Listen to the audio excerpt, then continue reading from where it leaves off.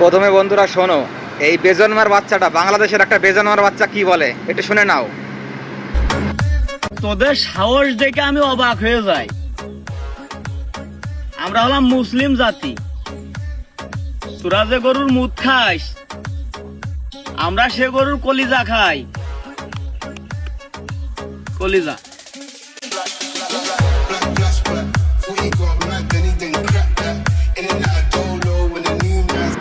পাকিস্তান তোর বাপ, আর পাকিস্তানের অবৈধ সন্তান হচ্ছে এই সবুজ আহমেদ।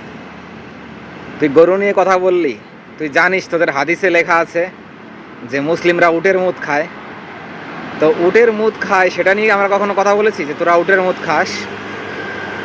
নরেন্দ্র মোদী তো ভালো, অমিত শাহ তো ভালো, শুভেন্দু অধিকারী তো ভালো, তাই বাংলাদেশটা এখনো বেঁচে আছে।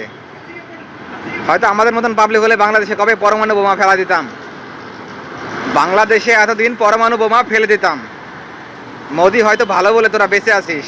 ভারতের খাস, ভারতের পরশ এবং ভারতের বিদ্যুৎ, ভারতের কারেন্ট, মানে যে বিজলি তোদেরকে দেওয়া হয়, যার কারণে বাংলাদেশে আজকে এত আলো, মানে তোদের ঘরে আলো জ্বলে ভারতের কারেন্টে।